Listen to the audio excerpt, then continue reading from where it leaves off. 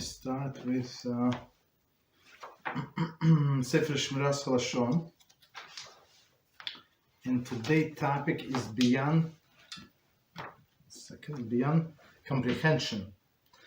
It says, let us address the contention that it is virtually impossible to faithfully observe the laws of Shmiras Haloshon for more than a day or two, right? So people say, how can I not to speak Lashon Hara? How is it possible, right? Maybe a day, okay, maybe two, but no more. Even if this were correct, is it a reason enough to ignore the mitzvah?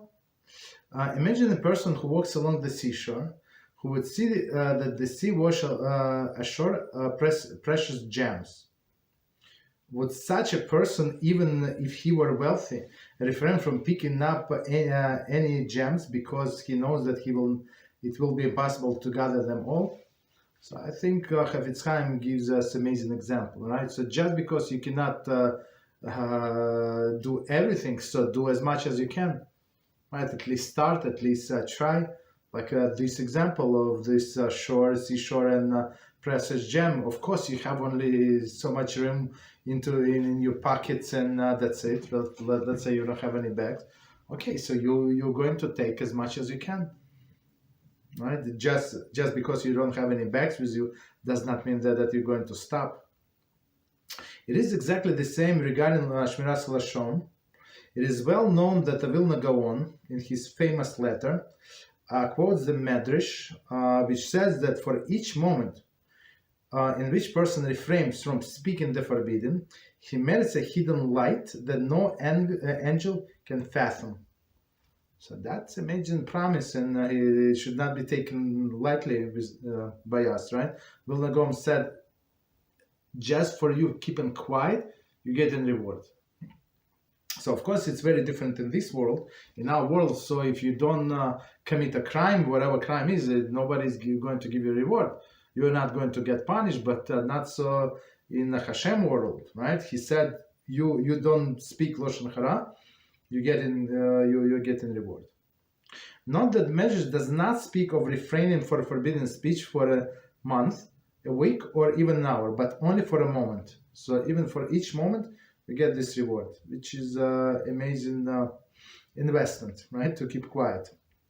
Scripture states, if you will seek it like a silver, or hunt it like a hidden treasure, then you will understand the fear of Hashem, and knowledge of God you will find.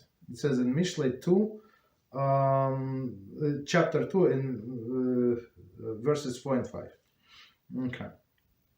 So if you want it, and it's with everything in life, if you truly want something, for sure you can reach, right? Achieve it.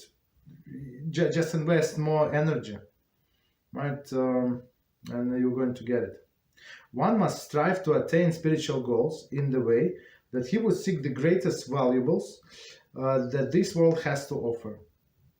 So all of us have some achievements, right, on whatever level. So just if we treat these physical achievements same as spiritual, we would for sure we can do it.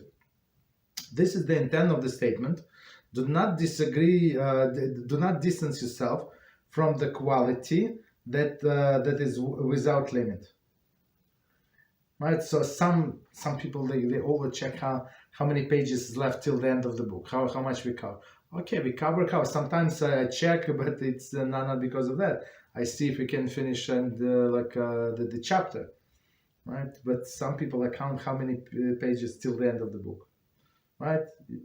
Just because something is without limit does not mean that we're not going to start and do as much as we can. Avoiding forbidden speech brings an infinite merit. If we will only pursue this quality and not tell ourselves that it is out of our reach, then we will have achieved that which no angel can fathom. Right? This spiritual light. Okay, we stop here.